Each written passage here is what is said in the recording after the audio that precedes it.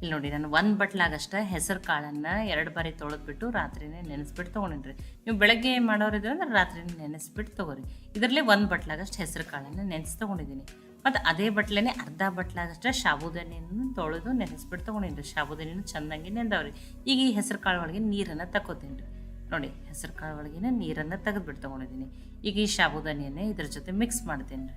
ನೋಡಿ 1 ಬಟ್ಲು ಹೆಸರು ಕಾಳು, ಅರ್ಧ ಬಟ್ಲಾಗಷ್ಟೇ ಸಾಬುದಾನಿಯನ್ನು ತೊಗೊಂಡಿದ್ದೀನಿ ರೀ. ನೋಡಿ ಮೆಜರ್ಮೆಂಟನ್ನು ಕರೆಕ್ಟಾಗಿ ಹಾಕ್ರಿ ನೀವು.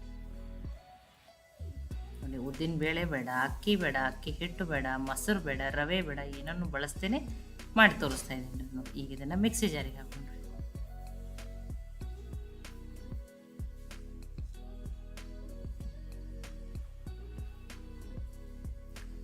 ನೋಡಿ ಮಿಕ್ಸಿ ಜಾರಿಗೆ ಹಾಕೊಂಡಿದ್ದೀನಿ. ಇದಕ್ಕೆ ನೋಡಿ ನಾನು ನೀರನ್ನು ಹಾಕ್ಕೊಂಡು ಫಸ್ಟ್ ಹಾಗೆ ರುಬ್ಕೊಂಡು ಆಮೇಲೆ 1 ಬಟ್ಲ ಸಣ್ಣ ಕಪ್ಲೆ 1 ಕಪ್ ಆಗಷ್ಟು ನೀರನ್ನು ಹಾಕ್ಕೊಂಡು ನುಣ್ಣಗೆ ರುಬ್ಕೊಂಡು ತೊಗೊಂಡಿದ್ದೀನಿ ರೀ. ಈಗ ಇದನ್ನು ಬೇರೆ ಪಾತ್ರೆಗೆ ಹಾಕ್ತೀನಿ.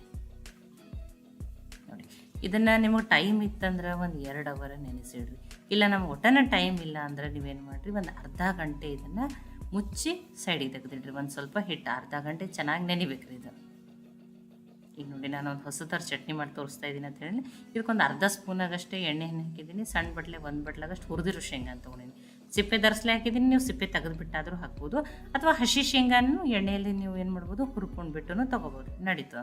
ನಾನು ಹುರಿದಿರೋ ಶೇಂಗಾನೇ ತೊಗೊಂಡು ಹೈ ಫ್ಲೇಮ್ದಲ್ಲೇ 1 ನಿಮಿಷ ಆಗಷ್ಟೇ ಎಣ್ಣೆಯಲ್ಲಿ ಹುರ್ಕೊಂಡ್ಬಿಟ್ಟು ಅಂದರೆ ಏನು ಮಾಡೀನಿ ಫ್ರೈ ಮಾಡಿ ತೊಗೊಂಡಿನಿ ಅಷ್ಟೇ. ನೋಡಿ ಈಗ ಇದನ್ನು ಪ್ಲೇಟಿಗೆ ಹಾಕೋತೀನಿ.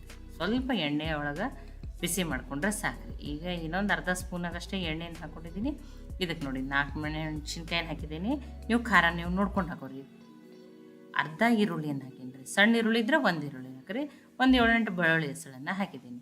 ನೋಡಿ ಆ ಈರುಳ್ಳಿನ ಸ್ವಲ್ಪ ಸಾಫ್ಟ್ ಆಗೋವರೆಗೂ ಹೈ ಫ್ಲೇಮ್ದಲ್ಲಿಟ್ಟನೆ ಈಗ ಇದನ್ನು ಫ್ರೈ ಮಾಡಿ ತೊಗೋತೀನಿ ರೀ. ಇದಕ್ಕೆ ಒಂದು ಸ್ವಲ್ಪ ಹುಣಸೆ ಹಣ್ಣನ್ನು ಹಾಕಿದ್ದೀನಿ. ನೋಡಿ ಈ ಕಡಲೆ ಬೀಜ ಅಥವಾ ಶೇಂಗಾ ಚಟ್ನಿ ಟೇಸ್ಟ್ ತುಂಬಾ ಚೆನ್ನಾಗಿರ್ತದೆ. 1 ಟೊಮ್ಯಾಟೋನ ಹಾಕಿದ್ದೀನಿ. ಈಗ ಟೊಮ್ಯಾಟೊ ಸಾಫ್ಟ್ ಆಗುವವರೆಗೂ ಇದನ್ನೇನು ಮಾಡ್ಬೇಕ್ರಿ, ಬೇಯಿಸ್ಬಿಟ್ಟು ತೊಗೋಬೇಕ್ರಿ ಇದನ್ನು. ನೋಡಿ ಈರುಳ್ಳಿ ಟೊಮ್ಯಾಟೊ ಎಲ್ಲನೂ ಸಾಫ್ಟ್ ಆಗಿದೆ.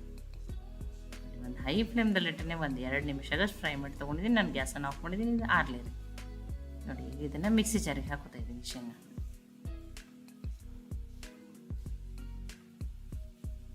ನೋಡಿ ಚಟ್ನಿ ಎಷ್ಟು ತೆಳು ಬೇಕೋ ಗಟ್ಟಿ ಬೇಕೋ ನೀವು ನೋಡಿ ನೀರನ್ನು ಹಾಕೋರಿ. ನಾನು ಗಟ್ಟಿ ಚಟ್ನಿನೇ ಮಾಡ್ತಾಯಿದ್ದೀನಿ ರೀ. ಇದಕ್ಕೆ ನೋಡಿ ರುಚಿಗೆ ತಕ್ಕಷ್ಟು ಉಪ್ಪು. ಸಿಂಪಲ್ ಅದ, ಟೇಸ್ಟಿ ಅದ ರೀ. ನೋಡಿ ಈಗ ಇದನ್ನು ನುಣ್ಣಗೆ ರುಬ್ಕೊಂಡು ತೊಗೊಂಡಿದ್ದೀನಿ ರೀ.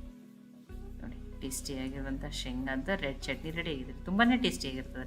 ಇಲ್ಲಾಂದ್ರೆ ನೀವು ಇನ್ನೊಂದು ಸ್ವಲ್ಪ ತೆಳು ಮಾಡ್ಕೊಳ್ಳೋದ್ರೆ ನೀರನ್ನು ಹಾಕ್ಕೊಂಡು ಉಪ್ಪನ್ನು ಹಾಕ್ಕೊಂಡು ಅಡ್ಜಸ್ಟ್ ಮಾಡ್ಕೊರಿ. ಇದಕ್ಕೆ ನೀವು ಒಗ್ಗರಣೆ ಹಾಕಿಬಿಟ್ಟು ಯೂಸ್ ಮಾಡ್ಬೋದು. ನಾನು ಇದನ್ನು ಇದೇ ರೀತಿ ಗಟ್ಟಿ ಚಟ್ನಿ ಹಾಗೆಯೇ ಇಡ್ತೀನಿ ರೀ. ಈ ಚಟ್ನಿ ರೆಡಿ ಆಗಿದೆ ರೀ. ನೋಡಿ ಅರ್ಧ ಗಂಟೆ ಆಗಿದೆ ರೀ. ನೋಡಿ ಆ ಹಿಟ್ಟನ್ನು ನೆಂದಿರ್ತದೆ ರೀ. ನೋಡಿ ಇಲ್ಲ ನೀವು ಒಂದು 2 ಅವರ್ ಬಿಟ್ಟರೆ ಅಂದ್ರೆ ಫುಲ್ ಏನಾಗಿರ್ತದೆ ರೀ, ಹಿಟ್ಟು ಫರ್ಮೆಂಟೇಷನ್ ಆಗಿರ್ತದೆ ರೀ. ಅದು ಇದಕ್ಕೆ ಇನ್ನೂ ಹೆಲ್ದಿ ಮಾಡೋಕ್ಕೆ ಸ್ವಲ್ಪ ಹಸಿ ಶುಂಠಿಯನ್ನು ಸಣ್ಣದಾಗಿ ಕಟ್ ಮಾಡಿ ಹಾಕ್ತಾಯಿದ್ದೀನಿ. ನೀವು ತುರಿದು ಬಿಟ್ಟರೆ ಹಾಕ್ಬೋದು.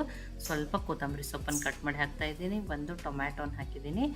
ಸಣ್ಣ ಟೊಮ್ಯಾಟೊ ಐತೆ ರೀ, ಬೀಜನ ತೆಗೆದುಬಿಟ್ಟು ಹಾಕಿದ್ದೀನಿ ರೀ. ಒಂದು ಅರ್ಧ ಈರುಳ್ಳಿನ ಸಣ್ಣದಾಗಿ ಕಟ್ ಮಾಡಿದ್ದೀನಿ. ಸ್ವಲ್ಪ ಫ್ರೆಶ್ ಆಗಿರೋ ಕರಿಬೇವು ಸೊಪ್ಪಿತ್ತು, ಅದನ್ನು ಕಟ್ ಮಾಡಿ ಹಾಕಿದ್ದೀನಿ. ರುಚಿಗೆ ತಕ್ಕಷ್ಟು ಉಪ್ಪು. ನೀವು ಕ್ಯಾರೆಟ್ ಇದ್ದರೆ ಅದನ್ನು ತುರಿದ್ಬಿಟ್ಟು ಹಾಕಿರಿ. ಈಗ ಇದನ್ನು ಮಿಕ್ಸ್ ಮಾಡಿಕೊಂಡ್ರಿ. ಇಲ್ಲ ನಮ್ಗೆ ಪ್ಲೇನೇ ಇಷ್ಟ ಅಂದ್ರೆ ನೀವು ಪ್ಲೇನು ಮಾಡ್ಬೋದು.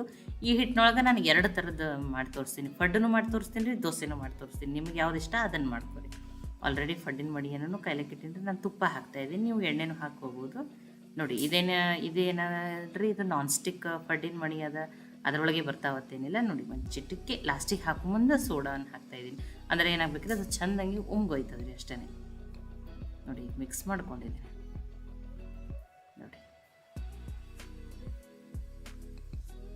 ಈ ಕಬ್ಬಿಣ ಫಡ್ಡಿನ ಸಾಚ ಒಳಗೆ, ಅಂದರೆ ಇದು ಬೀಡಿಂದ ಅಂದರೆ ಅದರೊಳಗನೆ ನಾನು ನಿಮಗೆ ಹಾಕಿ ತೋರಿಸ್ತಾ ಇದ್ದೀನಿ. ನೋಡಿರಿ ಎಷ್ಟು ಚೆನ್ನಾಗಿ ಫಡ್ ಬರ್ತಾವಂದ್ರೆ ಫುಲ್ ಹೊರಗಡೆಯಿಂದ ಕ್ರಿಸ್ಪಿ, ಒಳಗಡೆಯಿಂದ ಸಾಫ್ಟ್. ನೋಡಿರಿ ಒಂದು ಸೈಡ್ ಬೇಯ್ದ್ಮೇಲೆ ತಿರುಗಿಬಿಟ್ಟು ಬೇಯ್ದು. ನೋಡಿರಿ ಫಡ್ಡಿನ ಕಲರ್ ನೋಡ್ರೇ ಗೊತ್ತಾಗತ್ತೈತೆ ನಿಮ್ಗೆ ಎಷ್ಟು ಚೆನ್ನಾಗಿ ಕಲರ್ ಬಂದಾವತ್ತು ಹೇಳಿ. ನೋಡಿ ಇದನ್ನು ಪ್ರೋಟೀನ್ ಇರುವಂಥ ಫಡ್ಡು ಅಥವಾ ಪ್ರೋಟೀನ್ ಬ್ರೇಕ್ಫಾಸ್ಟ್ ಅಂತಲೂ ಕರಿಬೋದು ರೀ. ನೋಡಿ 2 ಸೈಡ್ ಚೆನ್ನಾಗಿ ಬೇಯಲಿ ರೀ.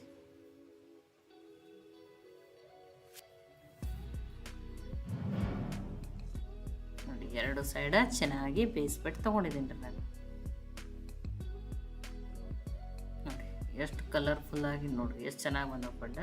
ಮತ್ತು ಇನ್ನೊಂದನ್ನು ಸಾಫ್ಟ್ ದೋಸೆ ಥರನೂ ಹಾಕಿ ತೋರಿಸ್ತೀನಿ ರೀ. ತುಂಬ ತೆಳುವಲ್ಲ, ಅಂದರೆ ವೆಜಿಟೇಬಲ್ಸ್ ಹಾಕಿದಲ್ಲ ಅದಕ್ಕೆ ಸ್ವಲ್ಪ ತುಂಬ ದಪ್ಪನೂ ಏನು ಹಾಕಲ್ಲ ನಾನು. ನೋಡಿ ಪಡ್ಡಿನ ಮಣಿ ಇಲ್ಲಪ್ಪ ನಮ್ಮ ಕಡೆ ಅಂದರೆ ನೀವು ಈ ರೀತಿ ದೋಸೆನೂ ಹಾಕಿಬಿಟ್ಟು ತಿನ್ಬೋದು. ನೋಡಿರಿ ಕ್ಯಾರೆಟನ್ನು ತುರಿದ್ಬಿಟ್ಟು ಹಾಕ್ರಿ, ಅಥವಾ ಈ ರೀತಿ ಮೇಲ್ಗಡೆ ನೀವೇನು ಮಾಡೋದು ಪನ್ನೀರನ್ನು ತುರಿದ್ಬಿಟ್ಟೂ ಹಾಕೋಬೋದು.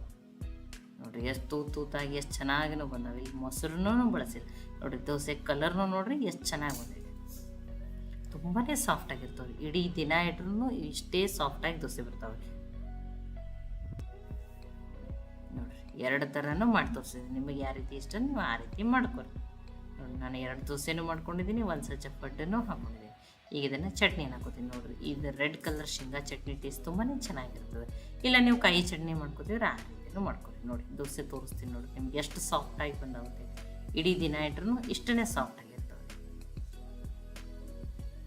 ನೋಡಿ ನಿಮ್ಗೆ ಬಡ್ಡನ್ನು ಮುರಿದ್ಬಿಟ್ಟು ತೋರಿಸ್ತೇನೆ. ನೋಡಿ ಮುರಿದ್ರಿಂದನೇ ಗೊತ್ತಾ, ಒಂದು ಬಡ್ಡದಿಂದನೇ ಮುರಿಯಾಕತ್ತದ ಅಂದ್ರೆ ಆ ದೋಸೆನೂ ಎಷ್ಟು ಸಾಫ್ಟಾಗಿ, ಪಡ್ಡೂ ಎಷ್ಟು ಸಾಫ್ಟಾಗಿ ಬಂದಾವ ನೋಡಿರಿ.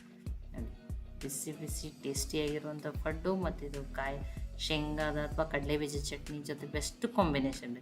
ಒಂದೇ ಥರದ ಬ್ರೇಕ್ಫಾಸ್ಟ್ ತಿಂದು ಬೋರ್ ಆಗಿತ್ತಂದ್ರೆ ಈ ರೆಸಿಪಿಯನ್ನು ಖಂಡಿತನೂ ಟ್ರೈ ಮಾಡಿರಿ. ಟ್ರೈ ಮಾಡಿ ನನಗೆ ಹೆಂಗೆ ಬಂದಿತ್ತು ಅಂತ ತಿಳಿಸ್ರಿ. ನೋಡಿ ತುಂಬಾ ಟೇಸ್ಟಿ ಆಗಿದೆ. ಈ ಹೆಸರು ಕಾಳಿನ ಪಡ್ಡು ರೆಸಿಪಿ ನಿಮ್ಗೆ ಇಷ್ಟ ಆಗಿದ್ರೆ ಲೈಕ್ ಮಾಡಿ, ಶೇರ್ ಮಾಡಿ, ಕಮೆಂಟ್ ಮಾಡಿರಿ. ಖಂಡಿತ ಟ್ರೈ ಮಾಡಿ ನೋಡಿರಿ. ಮತ್ತೆ ಒಳ್ಳೆ ರೆಸಿಪಿ ಜೊತೆ ಸಿಗೋಣ. ಎಲ್ಲರಿಗೂ ಧನ್ಯವಾದಗಳು.